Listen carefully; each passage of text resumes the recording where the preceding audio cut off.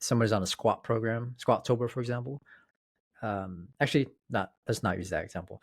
Let's just say a squat program, Oh, you right? weren't trying to be a hater? No, Come on, no, JT, not be a because I hater. don't want to speak to it. Be a Really hater. here. Be a hater. Nah, not right now. I got blue on. That means I'm a good guy. You're the bad guy with the red, bro.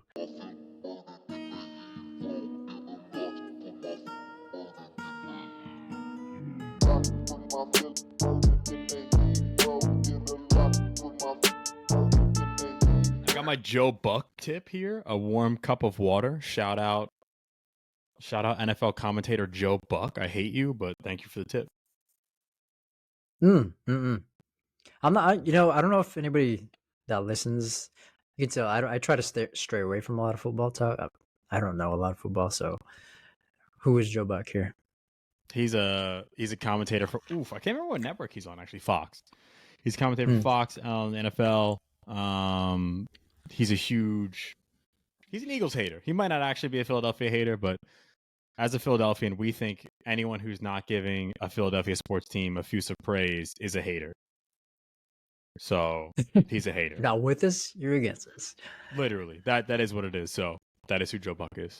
All right, cool name. Oh, cool horse advice. face looking. See, there I go. See, it just comes out. It just comes out of me. You know what I'm saying? It just comes out of me. You know what I'm saying? It just. I'm sorry, Joe Buck. I'm so sorry. I didn't mean it. See? Strays. It just no comes more out strays. No more strays. Come on. Yeah, Just Philadelphia. It's just something about being here, breathing in this air. I don't know what it is. Drinking this Philly water. Ever since you moved, your eyebrow just started like getting angry. San Diego Phil would have never said that, Joe Buck. Never. San Diego Phil was loving and kind. I'll bring that balance to us, all right? I'll bring that balance. You gotta bring the good vibes. Oh, man. What are we talking about today, though? Other than keeping it buck.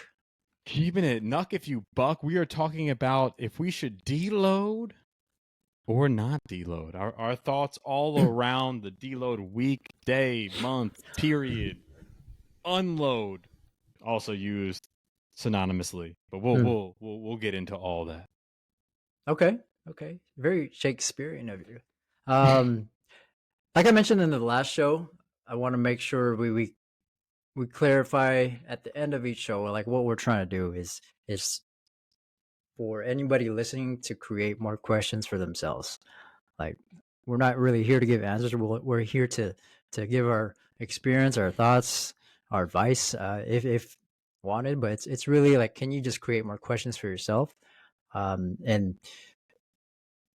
we say at the end, but I want to make sure everybody remembers at the beginning, especially myself too. So first takeaway question when we leave is, can you ask yourself, do I understand the different timescales that someone could deload? Second, am I leaving quality training on the table by arbitrarily taking deloads? Third, do I plan intentional time away from hard training 2 to 4 weeks at a time? Is that fair? Anything to add there? That's fair. No, I'm rocking with it. Yeah, I think all that stuff will be unpacked if you're like, what the hell are they talking about up top here? All that stuff's going to be broken down more throughout this episode. But yeah, just things up top to be thinking about, like, essentially, what is your current deload structure? How do you feel about them? But like, that's kind of vague, right? So getting a little more in depth with those. So I guess from there, we could just rock another traditional definition. Yeah, that's what I want to make sure in every conversation I have. Like, what does that word mean? In this case, what is deload? What is it? What is it?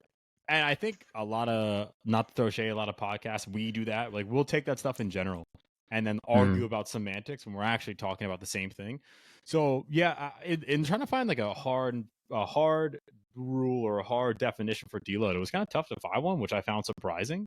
Like a consistent one. They're all kind of generally the same, right? It's not like it's like that complicated of an idea, right? But essentially, kind of blending a couple different definitions together, it's an intentional reduction in training, either volume, intensity, or both, with the goal of reducing fatigue. Right, so it's different than a taper, because a taper, while yes, it reduces fatigue, the goal is to then reduce fatigue so you can perform at your peak. The deload, the goal is to reduce fatigue so that you can train hard again or recover from any overtraining type symptoms, acute injury, things like that.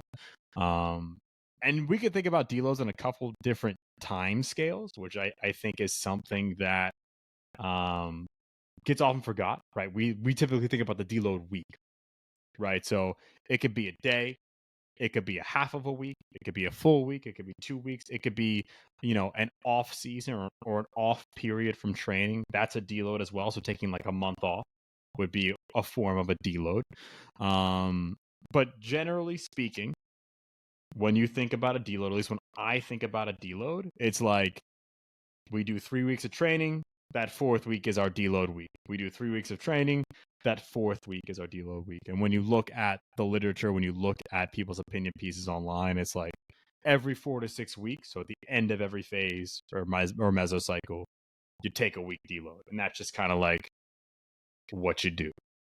That's just how you program. How you program, because that's what's been done and what has worked in your traditional macro cycle sense. Is that what you mean? Exactly.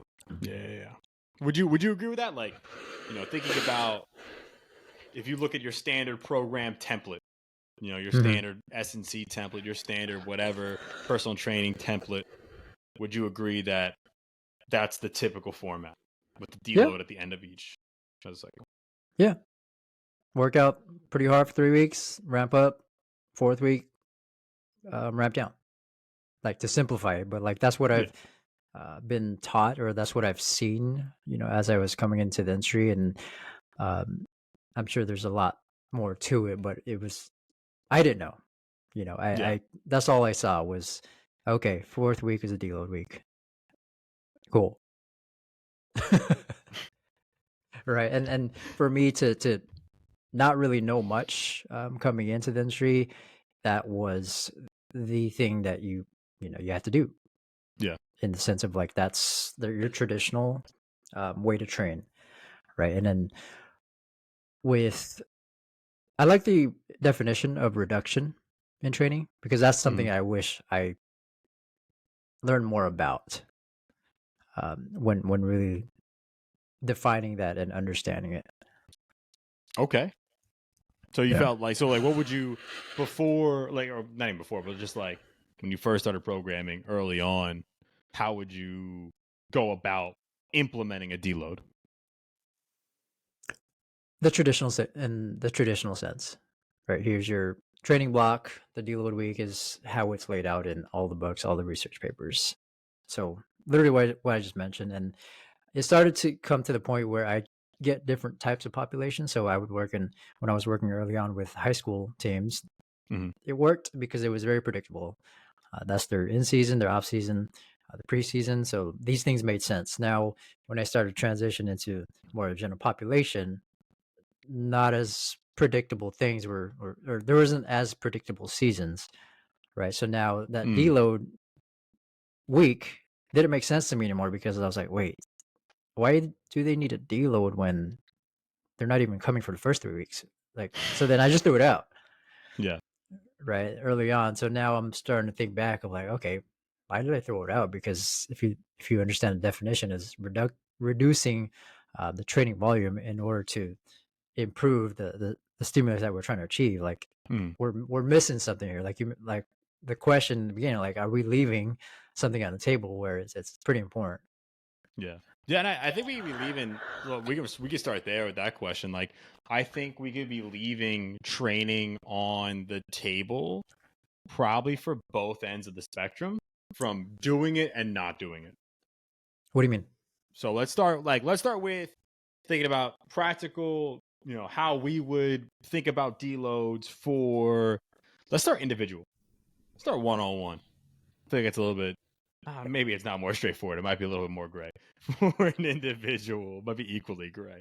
But let's go individual, general population personal training plan. So they're an adult, like average, whatever, they're 30, 40, 50, whatever, average fitness level. They've been training for a while. They're coming to us. They're doing personal training. Their lifestyle's okay, sleep, whatever. Fine. If we plan for that individual, if we plan a deload every 4th week, that's 13 weeks throughout the year being deloaded. If my math is correct, I might have just that's 13 weeks I throughout the believe year. you. Let's just say no one checked that. No one crunched those numbers. So that's 13 weeks throughout the year. 12 to 13 weeks throughout the year being deloaded. That's a lot of time. That's 3 months of training. Not training, I mean. Yeah, that's 3 months. Sorry, that's 3 months of training you're missing. Mm-hmm. Right. So that's like, if I'm just arbitrarily taking that time off, and like you said, like shit happens, people are gonna miss stuff. Like I'm missing out on 3 months of potential hard training. Sure. Now, I think you're talking to the other side of that coin, which is like, if I don't deload ever, well, then I could be just slamming myself into the wall and not actually really adapting well to that training. Is that kind of the lens that you were looking at it from too? You mean currently? Yeah. Pretty much. I think it's just a matter of understanding, like looking back at the literature, what were they deloading from? Like what was the fatigue that they were trying to monitor or manage? And if we look back, a lot of it were based from deloading from physiological fatigue, if I'm not mistaken. Right? And now if we look now with in terms of the general population, for example, it may not necessarily be physiological fatigue that we need to deload from if they're not training with us 3 weeks, in a consistent format. But there's still a type of stress there that we have to appreciate in order to understand what type of deload is needed. So that's kind of where my lens is. Anything different that you would kind of call out No, there? I think I'm with you there, right? Like we 100% have to take into account psychological stressors, environmental stressors, other just like other physical stressors that they might be encountering. Like maybe they work construction. I don't know, like whatever else they have going on. So I look at that in like two ways, like especially again, we're looking individual adult, right? There's really no end. It's an infinite game. We're just training and training and training and training. As I just 60 on my head into the air, we're just training and training and just kickflip the pen on my Tony Hawk. We're just training. You're just training and training and training and training. And that gets monotonous from a psychological standpoint. So I think there's a potentially a ton of value in taking a deload week for just like a psychological break. Like, hey, like let's just get in the gym, like do something fun, or you're used to training an hour a day, let's come to the gym for 20 minutes and get out of there. Like psychological break that could be leveraged during periods of high stress, whether it's the holidays, a busy time at work, when life stuff's popping off, whatever. And then I'll also like think about it like, if I'm working with an individual, I'm going to be a little bit more reactionary because I can, right? Because I'm working with one person. So I'm going to monitor and see how they're showing up, both subjectively and objectively. And then instead of taking a deload week, I'm just going to take a day or maybe a half day, right? I'm going to try to minimize the time missed because of that. Maybe they have a stressful day at work. Maybe they just got slammed by some bad news from their boss or whatever. Slammed by some bad news in their personal life, whatever it may be. Cool. Hey, let's take today, keep it easy. When you come back in 2 days, we'll get after it and see how you feel. Versus taking a like full time off. Yeah. And I think just to note what you mentioned earlier, like the 13 weeks that potentially can be used for training, not making sure we're not saying like there's literally no training in those weeks, but it's a matter of the volume or intensity of those trainings probably can be used in a different way. So I wouldn't say we're zero training in 13 weeks, right? But it's a matter of like the level of deloaded training that is happening there. So we call it non-stimulative training. I know it's not exactly correct, but it's not stimulating adaptation. Now it's maintaining the adaptations you have, right? Whether Right. it's endurance, lean muscle mass, strength levels, speed, whatever. Mm-hmm. But it's not stimulative enough to push it forward more. Right. So, Right.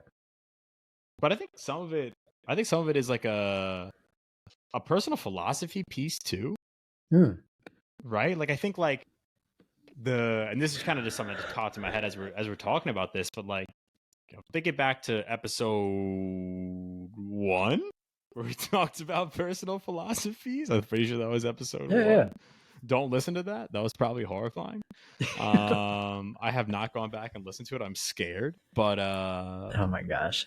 like No, thinking I about deleted it. this is from your brain, it's just out of there.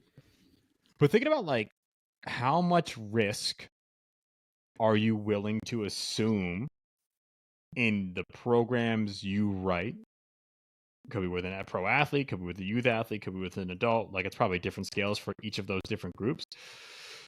But how much risk are you willing to assume with each group? And for some people, like number one rule might be no one gets hurt in my weight room. And I've heard that, in weight rooms across literally any human. So pro, college, private sector, adult, personal training, boot camp. Like for some folks, like if that's far and away number one, no one's getting hurt in here. Like I'm not assuming I'm trying to assume as little risk as possible. Well, then maybe it makes, like, for you're willing to leave that training on the table, right? Like you're willing to leave those 13 weeks on the table because Mm. you're like, hey, I'm just kind of minimum effective dosing this group, this person, and I don't really care about pushing them that hard. Mm. So I'm gonna keep. I'm cool with that. Sure. I'm just smiling because I don't want to take this into a different episode because I hear that too of like, do no I thought I harm was and making then no sense. I no, was no, like, you bro about were. to make fun of me. No, because it's like you hear that everywhere. And I don't think it's become a personal philosophy enough to where like, is it?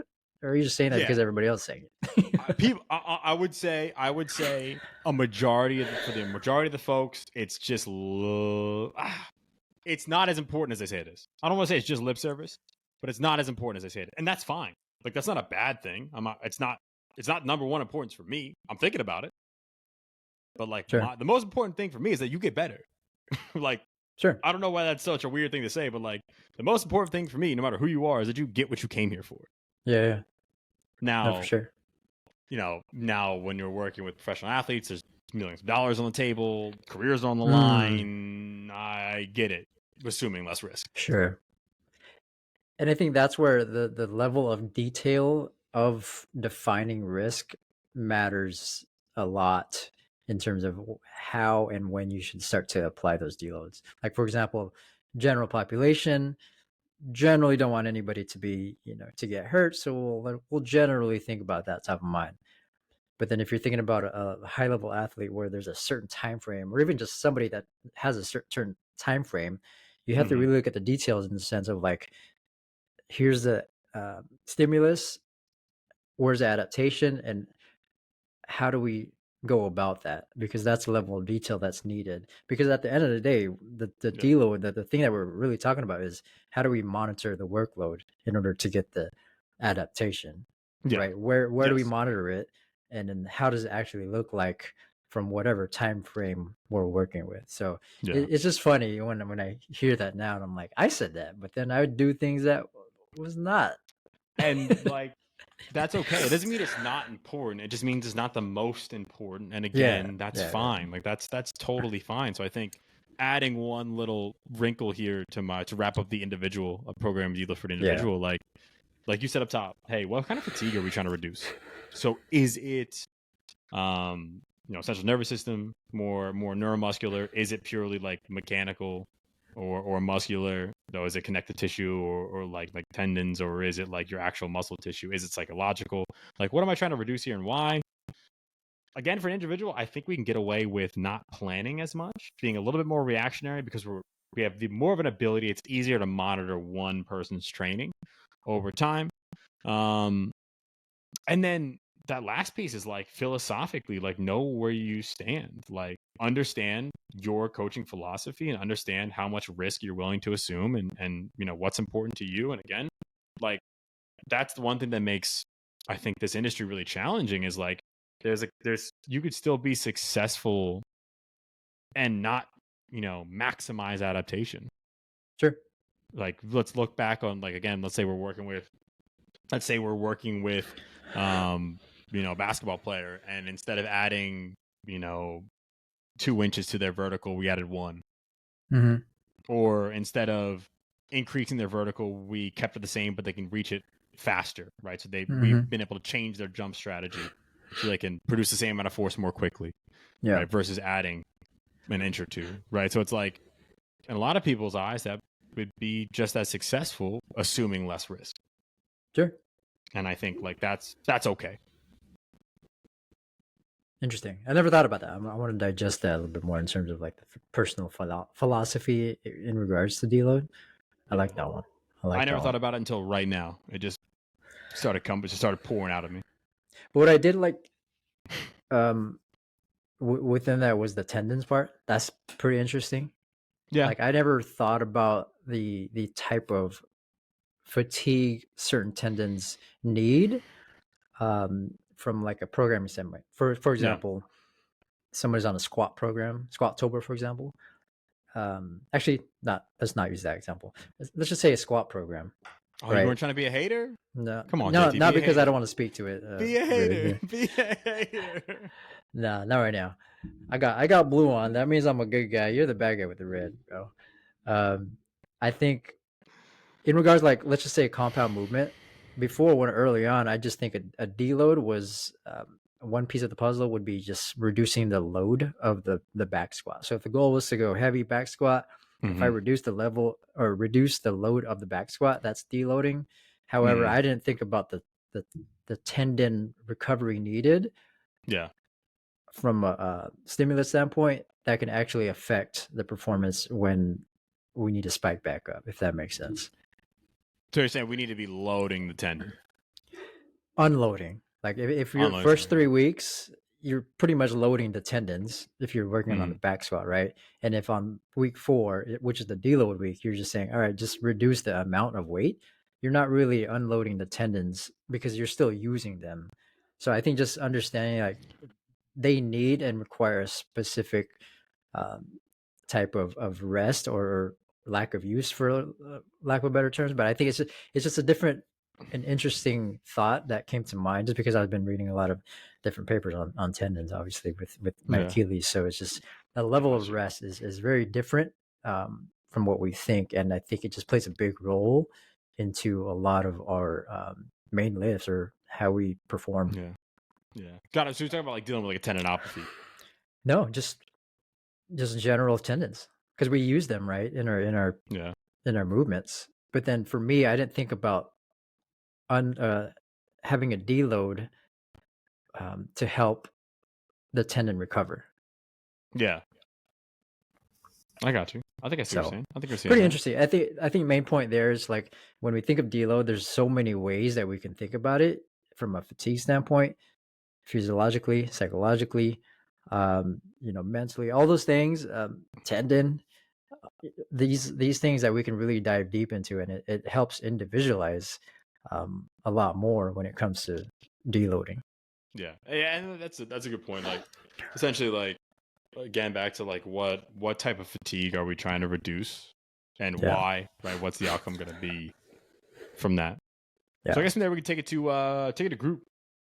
So thinking about deloading in a group environment, this could be team sport, either for a team or private sector. This could be group adult training, group youth training,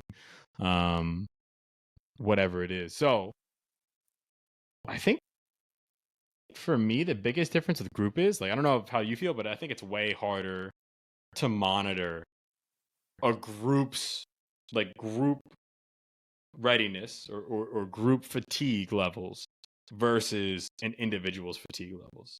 Team sport or non-team sport? Any group. I think team sport, I would say, would be more predictable to measure. not knowing like It's what the fair. response is, but like at least you Fair. can control that a little bit more. Like probably smoked after a game. Yeah, you High know what minute they're all guys. coming from. Yeah, Like in exactly. in the That's non-team fair. sport, like they're just you just see them at 3 p.m. You don't know what the hell they were doing at 2:59. So And so for that reason, I think again, like depending on what your philosophy is, it might make sense in a group like that to plan out some form of deloads if your group is like getting after it.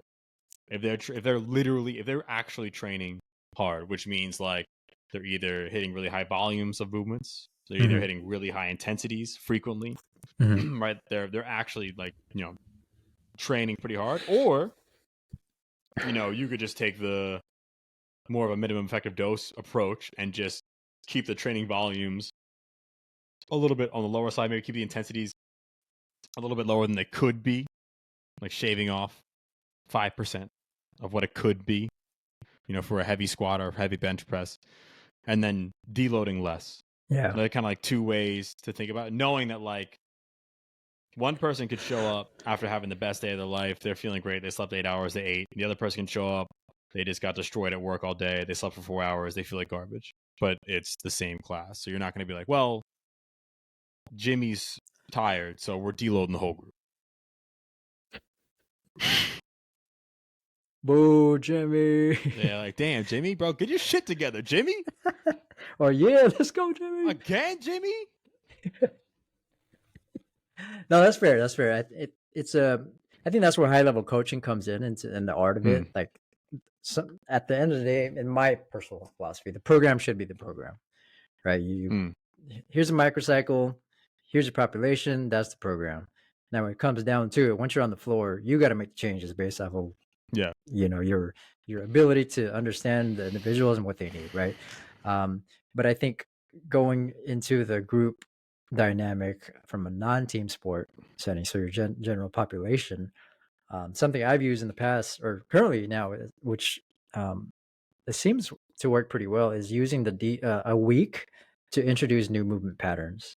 So we talk about novelty all the time, right? Variations. Like something I've been trying to just stick with in terms of like creating my philosophy is that can I just be boring for the first 3 weeks of the month and then be fun for the last one, right? Meaning the Okay. program is going to be the program for the first 3 weeks because that's what we're going to do.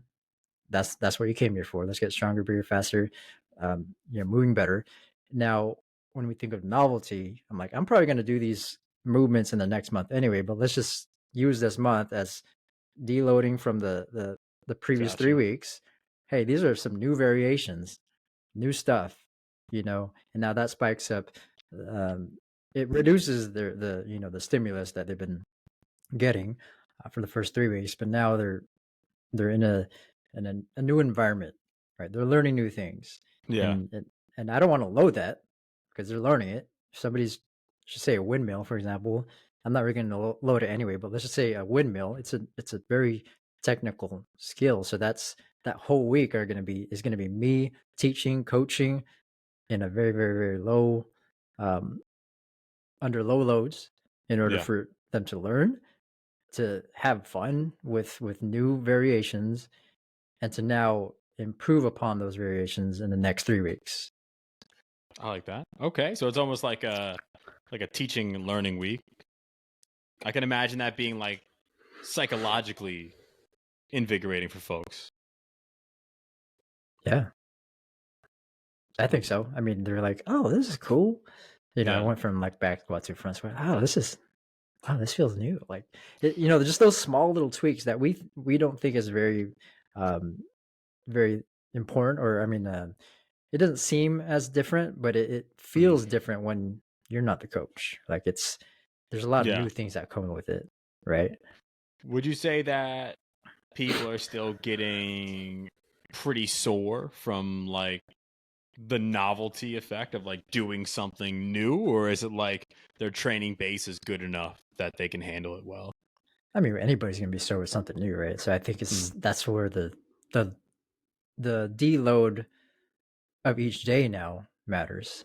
like if it's a 3-day split, day 1, maybe we're learning something new. Day 2, they're probably going to be sore. So now let's, think about some joints, some tendon stuff, and maybe it's more of a light cardio jog or something like that, or like a battle rope. I'm gonna hit you with a battle rope there, Phil. No, don't hit me with a battle rope. Don't hit somebody else with that battle rope. Right. So I think thinking about that now from a macro to a micro will helps me understand. Okay, I could, like you just mentioned, like something new. Yeah, you should probably expect some type of soreness there, but we have the ability to anticipate for that and get what we want from a stimulus standpoint. Would you disagree anywhere there, or would you like change anything with that? No, again, like I just don't deload like that. I don't think it's bad. I think it's a great idea. Like it For makes groups or sense for yourself? for both. Hmm. Um, How do you do it? like I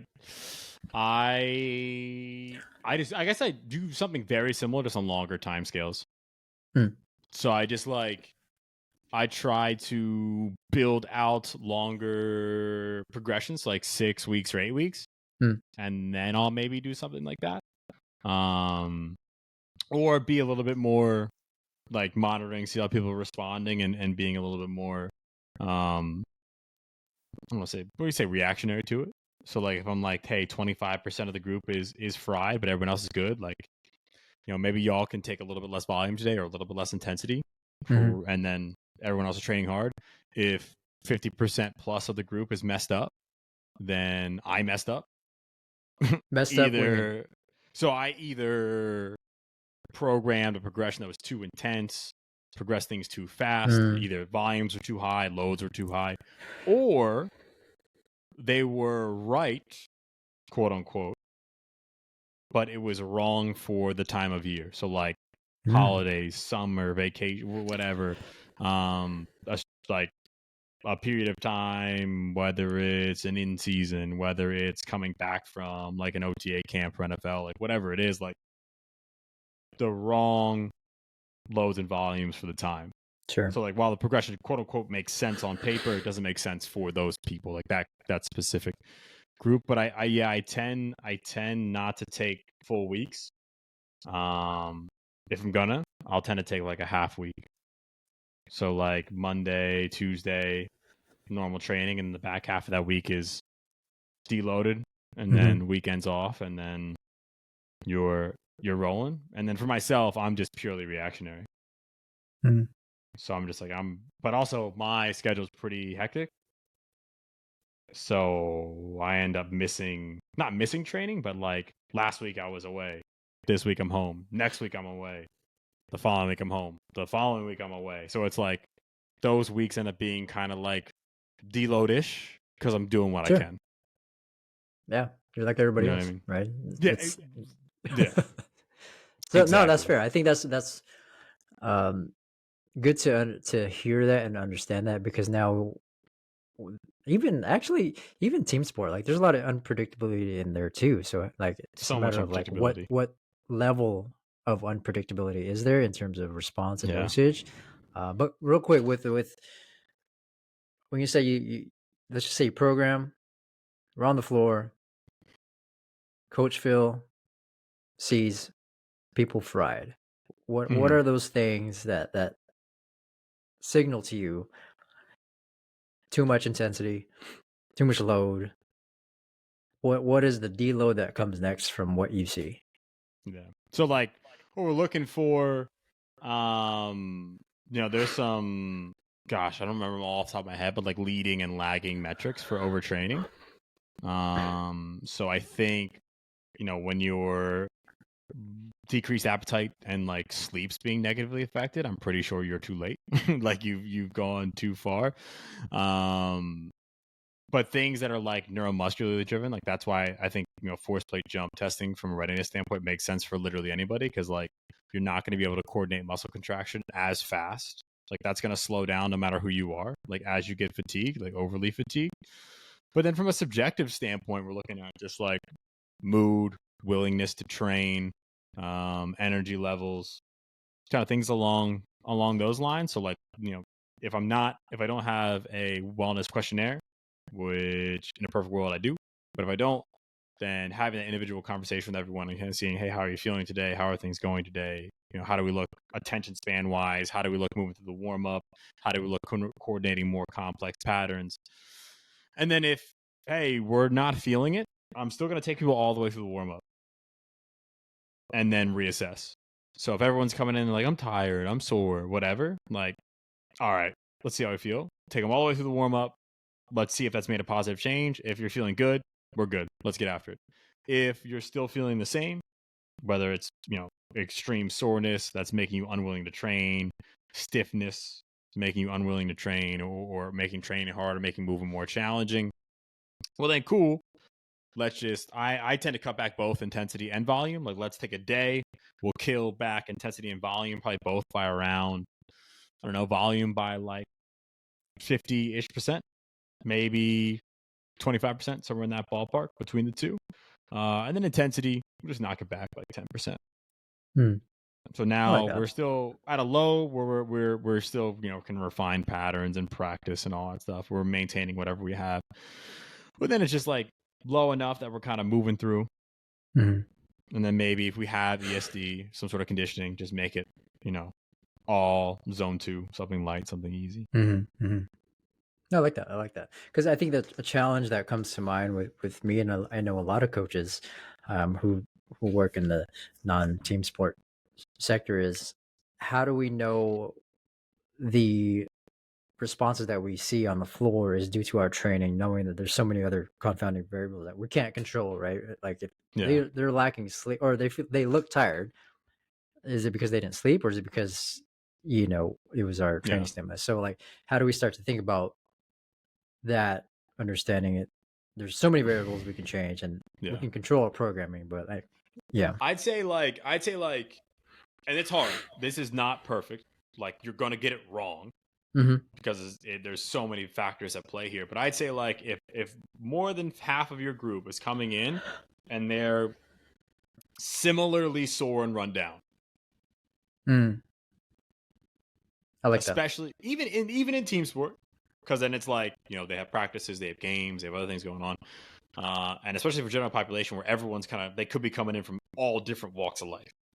But if everyone's similarly like beat down, especially multiple days in a row, then it's like, all right, let's assess what I'm doing and make changes here. Right. Yeah. I like that. Knowing that's like the literally only thing that we can really control. Yeah. That's it, right? So it's like, we got to do something, right?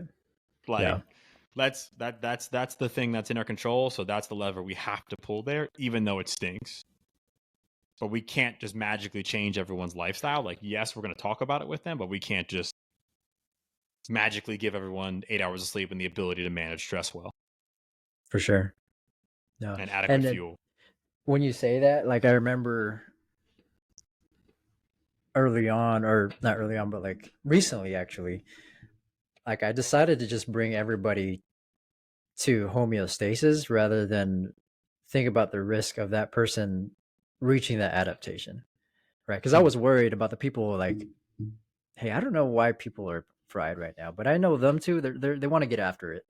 Yeah. And I'm like, I don't really care about how well or the stimulus that those two will get. I care more about making sure everybody that is fried back to homeostasis, because I think at the end of the day, if we lower the volume with everybody, they're probably going to feel good coming out of it. In the sense of like, how we start to think about that. So that's a interesting point I want to think about a little bit more. But I like that. I think it's like two similar but slightly different ways that we think about it. And I like, again, it's like a personal philosophy piece, right? Like, both have pros and both have cons, and it's just like being okay with both sides of that coin. And one last thing that came to mind when I was like looking at all this deload work or deload research, and it's like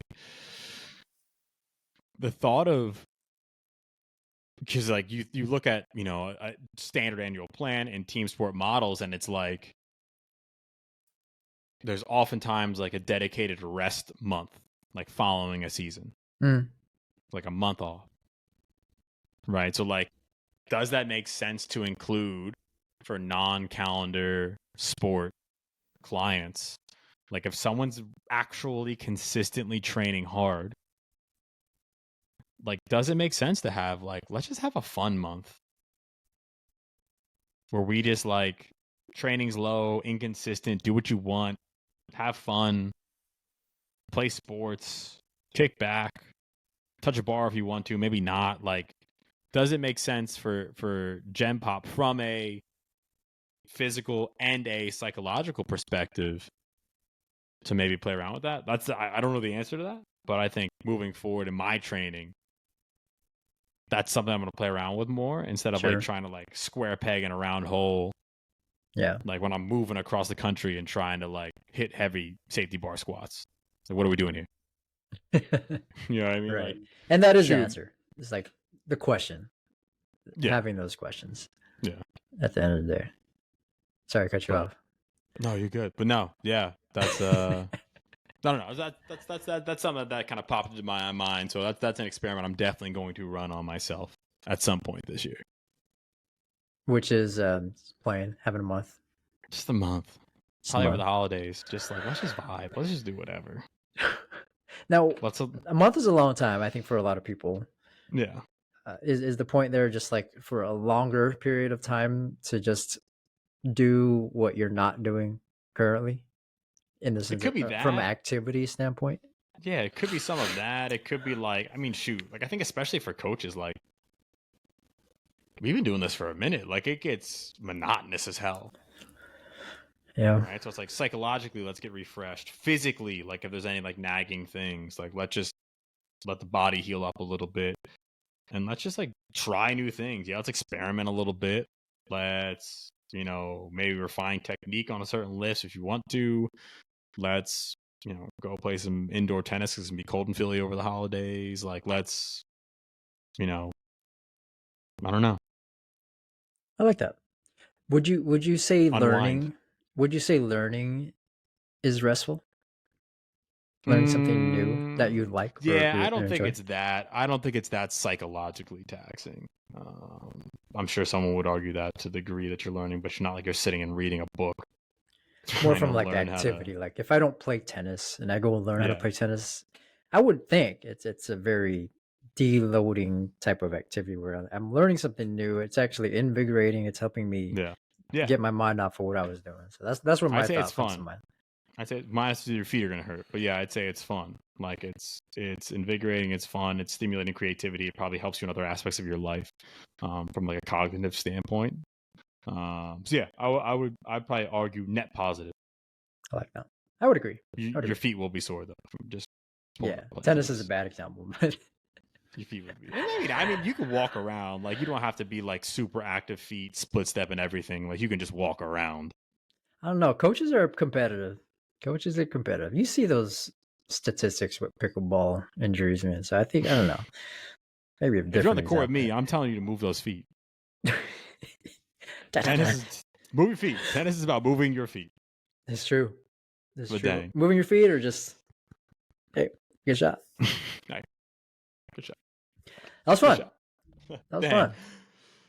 Yeah, I think we got some good nuggets in there. Some just a lot of us just thinking through the deload. So hopefully y'all are thinking about it as well. Got some relatively good practical advice, at least, at the very least, knowing that it's a tool in your tool belt, right? So whether you plan it out, whether you are purely reactionary and just let life make a deload for you, like, because it will, that's okay. I think either side is fine, but just knowing the whys, the pros and cons of both sides, and then again remembering that, hey, this is a tool in our tool belt. We can leverage it if we need it.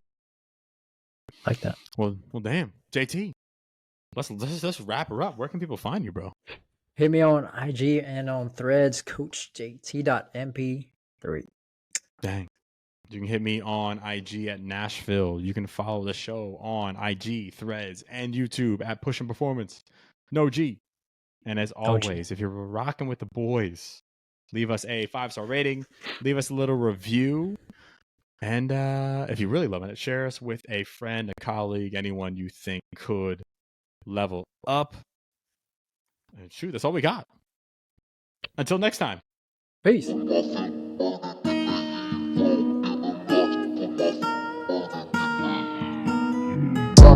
my feelings hurt, then they ego get a lot. Put my